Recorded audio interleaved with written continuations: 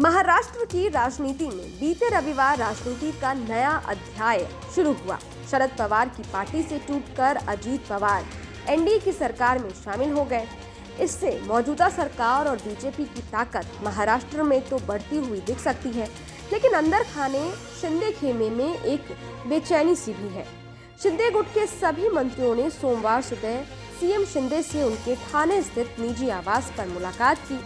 इस दौरान कैबिनेट मंत्री उदय सामंत, गुलाबराव पाटिल, शंभूराज देसाई, दादा भूसे, संदीपन भुमरे मौजूद थे। बैठक तो एनडीए सरकार के कामकाज को लेकर थी, लेकिन खबर है कि इस संक्षिप्त बैठक में शिंदे के नेतृत्व वाली शिवसेना के नेताओं ने अजीत पवार और उनके वफादारों को सरकार में शामिल करने के फैसले पर भी नाराजगी जताई। शिंदे गुट की नाराजगी बेवजह नहीं है। दरअसल शिवसेना और बीजेपी की सरकार को इसी 30 जून को 1 साल हुआ है।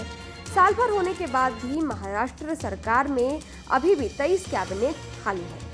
महाराष्ट्र में कैबिनेट विस्तार होने वाला था, लेकिन उससे पहले ही अजीत पवार की एनसीपी से बगावत सामने आ गई। जाहिर तौर से अगर जुलाई महीने में होने वाला कैबिनेट विस्तार होता है तो शिवसेना और भाजपा के नेता और विधायकों को विभाग मिलते, लेकिन अजीत पवार और उनके साथ एनसीपी से टूट कर आए 9 नेताओं को भी मंत्री पद की शपथ दिलवाई गई। महाराष्ट्र की राजनीति में आए इस भूकंप का असर आने वाले दिनों में एनडीए में भी देखने को मिल सकता है। खबरें थीं कि शिवसेना और बीजेपी दोनों ही आने वाले चुनावों के मद्देनजर अपने अपने खेमे को मजबूत रखने के लिए कड़ी मेहनत कर रहे हैं।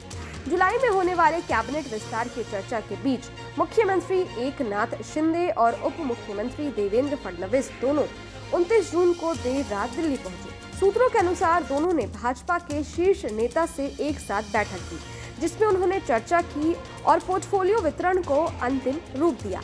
लेकिन अजीत पवार की बगावत और एनडीए सरकार में शामिल होने से इस पूरे मामले को नया मोड़ मिल गया है। पहले से तैयार सरकार में विस्तार का प्लान तो धरा रह गया। सरकार में शामिल हुए पवार गुट को भी साधे रखने के लिए महाराष्ट्र की राजनीति में बने नए समीकरण को भी ध्यान में रखना पड़ा। ऐसे में शिंदे गुट के कई नेता आशंकित हैं कि कैबिनेट विस्तार में उन्हें कुछ हासिल होगा या नहीं। बता दें कि अजीत पवार ने इससे पहले 2019 में भी एनसीपी से विद्रोह करते हुए बीजेपी के साथ मिलकर महाराष्ट्र में सरकार बनाई थी, लेकिन ये सरकार कुछ ही घंटे चली। अजीत पवार को उस सरकार में भी उप मुख्यमंत्री बनाया गया था। हालांकि 80 घंटे बाद ही उन्हें पद छोड़ना पड़ा था, जब उन्हें विधायकों का साथ नहीं मिला था। महाराष्ट्र की राजनीति में लिखा गया नया अध्याय शह और मात के खेल से आगे निकलकर समीकरण और संयोजन की तरफ बढ़ चला है, जहां पार्टियों और नेताओं में थोड़ी सी भी नाराजगी किसी और के लिए नए मौके और रास्तों का निर्माण कर सकता है। Team news nation.